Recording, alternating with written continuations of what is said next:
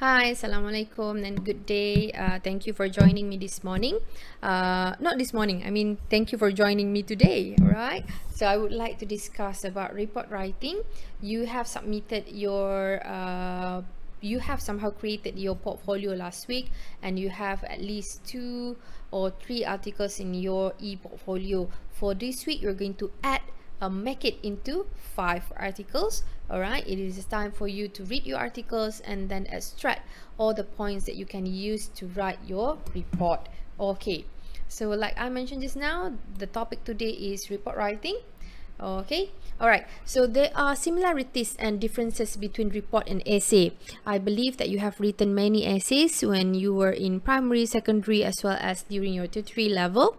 All right, and you know that during writing your English essay, you may need to have introduction, body, and conclusion. Even bahasa Melayu essay, you should have pengenalan, you should have body, and also penutup.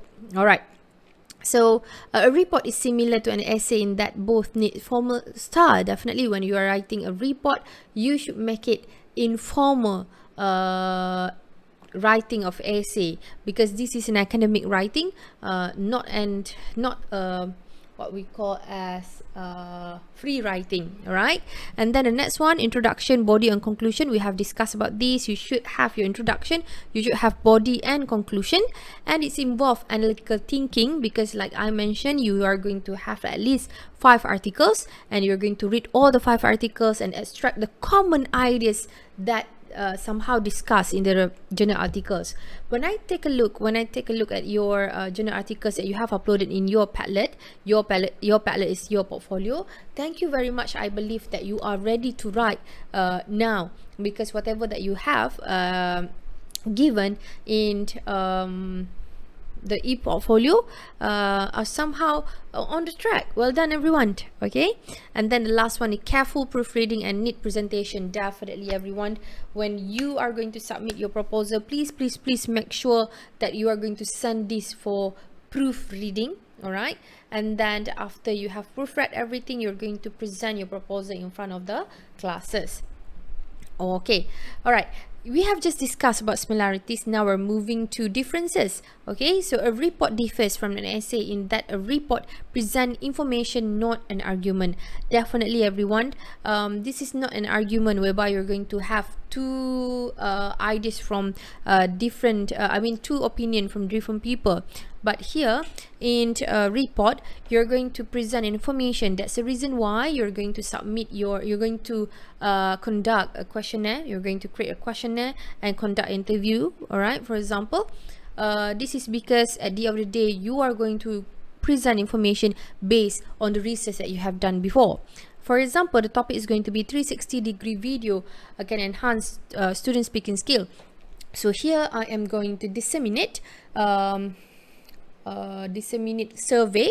All right, there will be 3 items, for example, talking about 360-degree video. Hence, at the end of the day, when I have gathered all the data, then it is a time for you to it is a time for me to identify the factors, for example, the reason, and then at the end of the day, it's going to be a presentation of information. When you read, you know that this particular person is somehow discussed on that particular idea. Okay, all right, and the next one is the numbered heading and subheading. We're going to give you the example on how you're going to write for your proposal. Okay, and then the next one is short, concise paragraph and dot point when applicable. All right, something about students, I'm not sure about you, this is actually from my schemata previous knowledge. You tend to write using complex sentence, whereby the sentence could be divided into 3, but you would like to write in one particular sentence. So at the end of the day, it will make your examiner to be confused on what you are trying to discuss. Okay, it should be concise paragraph. All right, everything should be crammed up. All right, but the ideas is there, you need to remember that. Okay, the next one, use graphic to wherever possible. Yes, definitely, if you're going if you decide not to put anything like tables, graph, illustration in your thesis, I'm afraid that your thesis is going to annoy the examiner, and the thesis is going to be that bored to be read, because sometimes, because we are human being, we love something beautiful. Right, so it is good for you to always have something on graphic to be inserted in your mashallah dissertation, okay, or research.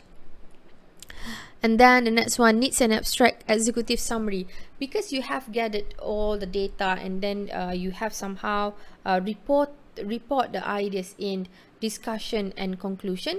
It is good to you to also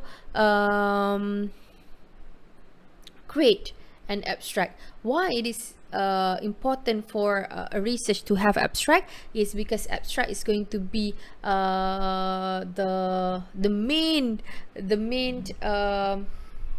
how am I supposed to say, the main instrument for your research. When we are looking for the ideas of what to write, we love to read the abstract so that we can get the idea. And in abstract there will be topic discussed, there will be what kind of method discussed.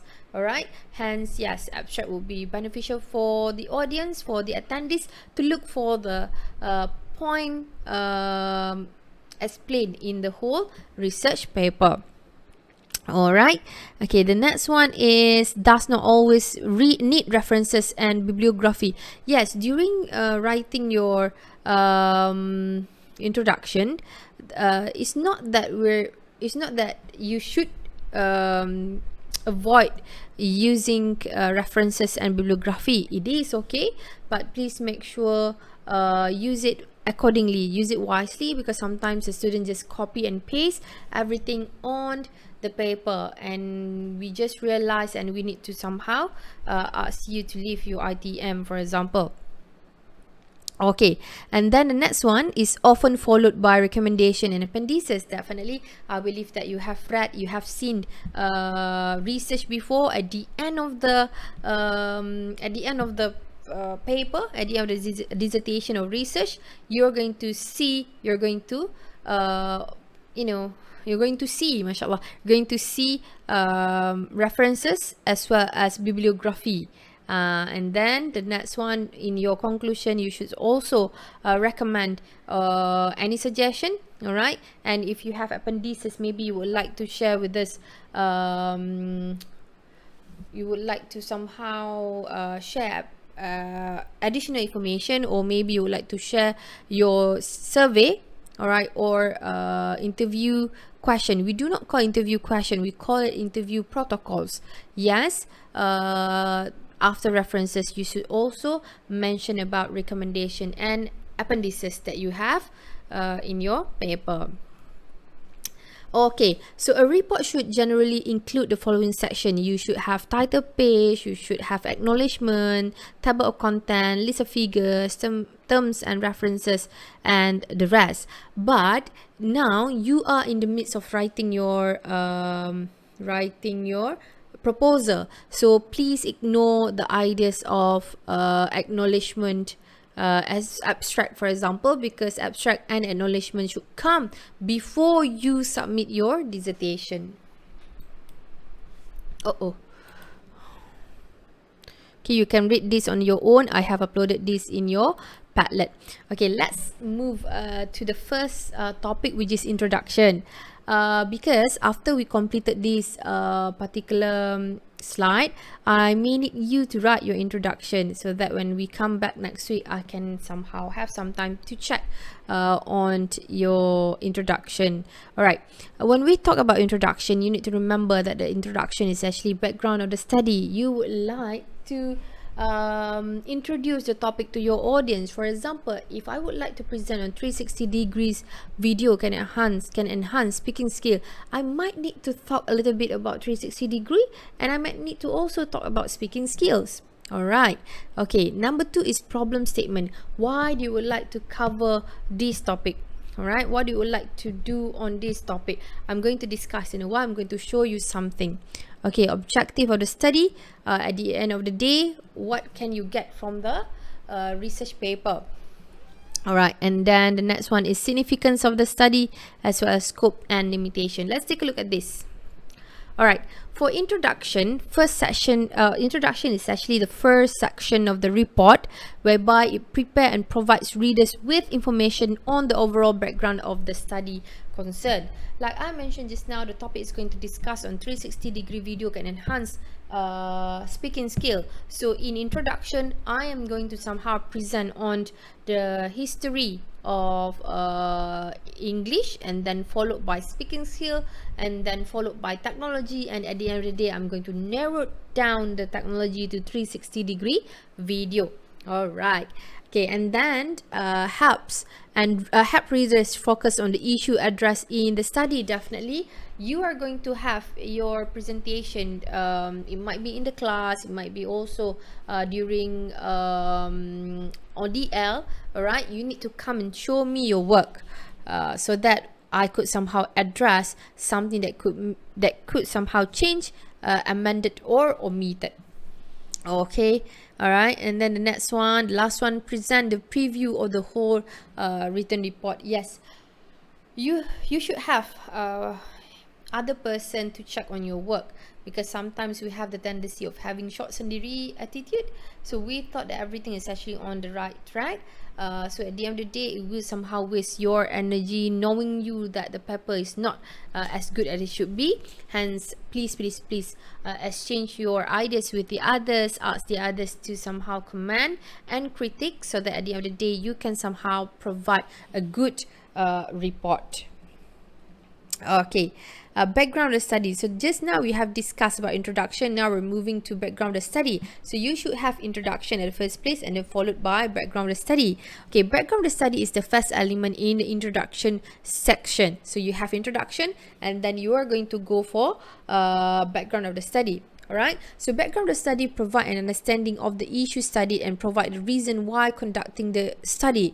So yes, you have the topic already, and now you would like people to understand the issue studied, and they could somehow share the reasons for conducting the study. Alright, okay, the next one is background of study. There are 3 steps when writing the background of study. Number 1 is general statement of the fact related to the issue. Remember that the general statement is going to be, for example, to a 360-degree video enhancing student speaking skill. Alright, step 2, more specific statement made in relation to the issue. Maybe I don't want to focus on 360-degree, maybe I'm going to create a program using 360-degree, and I name that particular ideas as beta, for example. All right, so you are going to be more specific statement made in relation to the issue. And then the third one, statement that indicate the need for more investigation. I'm going to show you the examples. It will be easier for you to look at the example, so that you can somehow leave some ideas and use for your research paper. Okay, problem statement. Problem statement is actually a single statement that defines the issue investigated in the study, usually accompanied by several other paragraphs that further describe the severity and complexity of the issue. When you required to how am I supposed to say? You are required to write a thesis, alright? And then the problem statement somehow being one of the reason why you are writing the thesis right now. So when it comes to problem statement, you should somehow consider why is your topic is that hard. Maybe you did not find any research conducted before, or maybe little has been used so far, for example. Okay, all right. Number 10, objective of the study. Yes, while writing your report, you should have objective of the study. We're going to look at the example in a while, right? There are 3 examples that you can use to describe, to investigate, and to explore. and then we have significant of the study, justify the reason for conducting the study, emphasize the potential benefit that it would bring. Think of the following question: why is this study necessary? To whom it is important? What potential benefit may the study bring? Okay, everyone, for your information, when writing a thesis, when writing a report, you need to understand, you need to know who is the audience, because when you know the audience, you know what to discuss, you know what to say, what to present. All right, and then yes, to whom it is important: to the government, to teachers, right? And then maybe you would say to the industry. So please, when it comes to this topic, you need to divide your stakeholders into several, like I mentioned just now, guru, mungkin kanak-kanak, or maybe apa lagi, doctors, for example. So yeah, to whom it is important, is it important, and what potential benefit may the study bring? If you collaborate with the study, if you read the study, if you read your own proposal, so I need you to identify who is the one who get benefit from the research. Okay, scope and limitation. Indicate the direction of the study and maps out the boundaries of study. All right. Consider the following as the scope: the exact sample size, duration taken for the whole study to be carried out.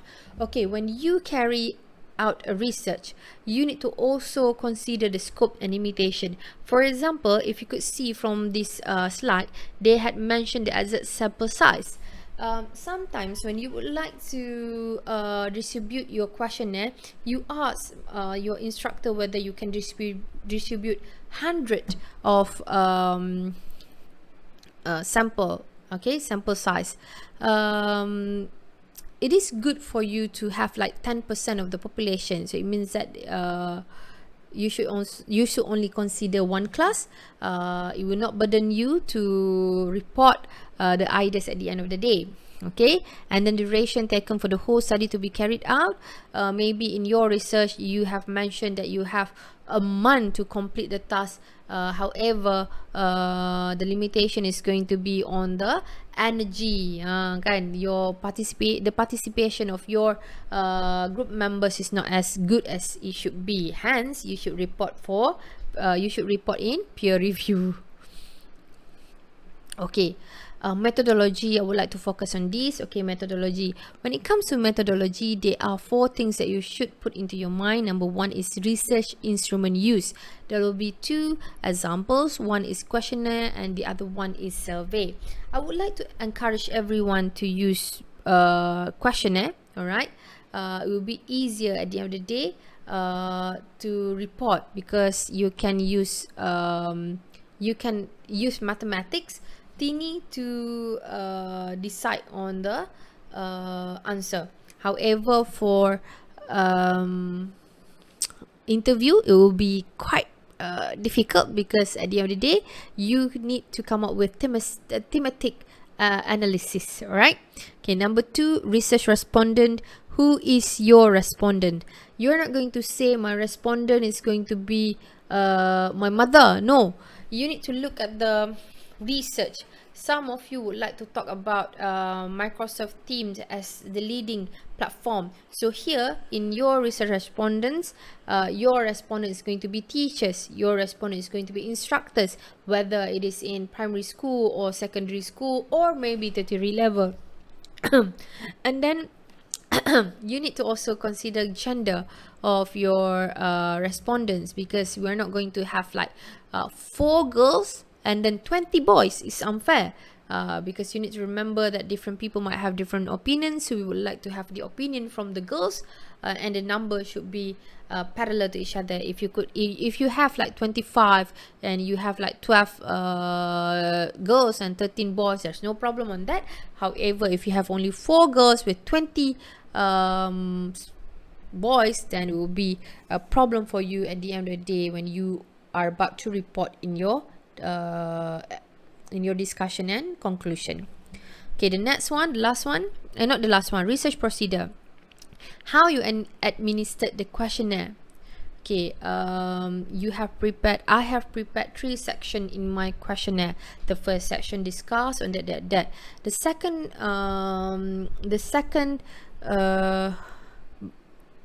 ideas is somehow talk about blah blah blah, and the last one, the last item would discuss on blah blah blah. That's how you're going to administer, that's how it should be, because when we talk about administer the questionnaire, you should have step by step ideas. But no worries, because we're going to learn throughout the time together. All right, so data analysis, the data were analyzed for frequency count into percentage. They were then transferred to suitable tables and chart. When you would like to use what does it call, survey, all right, when you would like to use survey, at the end of the day, you need to do the frequency count. How many of your respondents somehow answered A, how many of your respondents somehow answered D, for example. So now it is a time for you to analyze the data, all right, and then you are going to count it into percentage. Okay, maybe the numbers is like 40 over 100 for this particular class, but at the end of the day, you need to change that to percentage. It will be easier for us to read using percentage. That's all. Thank you. That's all. Thank you. All right. I have somehow uploaded one example of research, proposal research. Okay. Please go through. Try to understand the point. If you can't understand, please do not hesitate to contact me. All right. Thank you very much.